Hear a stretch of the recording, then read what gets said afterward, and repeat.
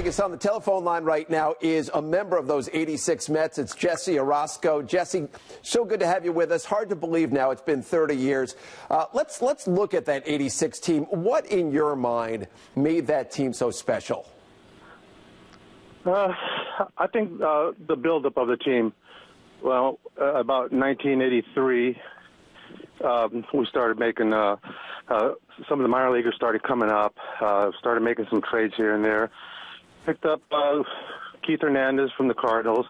Next year, Gary Carter came in, and I was with the team from 79 up to that point, and I remember the worst years that we had. It just, we weren't quite ready yet, but then when these things started happening, I was getting excited because I already now had a few years in the big leagues and started seeing all these guys come up, Gooden, Strawberry, McDowell, and so many guys. And so it got more exciting as time went on, and then when we finally got the team together, we made a run at the Chicago, and we fell short, but we knew that we were just coming up. We were up and coming. So that was the most special thing about that.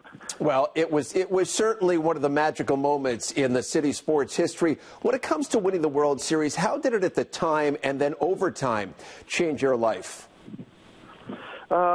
It's changed my life a lot.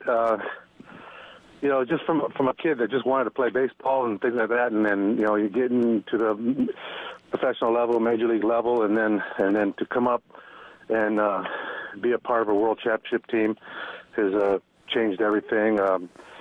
And doing it in a city like New York, where it's just it's the biggest fan base in the world, it was even more magical and beautiful. So it's been nice, and now throwing that last pitch of the World Series has really given me a lot of put my name on the map, I guess you say.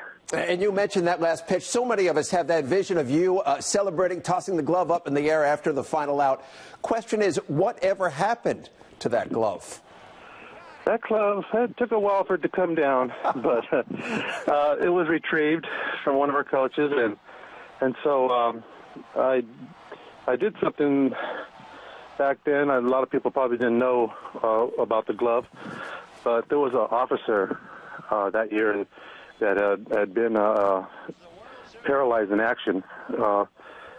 His name was Officer Stephen McDonald, and so we had a thing where they got a bunch of athletes together from different sports in New York, and so I took the glove and I decided I wanted to give the glove to him, and so that's where the glove went to, and so I'm happy to do something like that, and hopefully that it really helped his situation out and everything.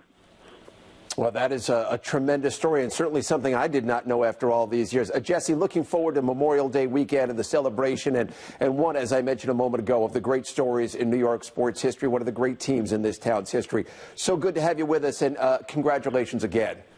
Oh, I appreciate it. I look forward to coming up in May. It's going to be fun, and it's always fun to get all the guys back together. But we do it about every 5 years or so, and they're coming quick. Look forward to it, Jesse. Certainly look forward to it. You got it. Thank you so much. I appreciate it.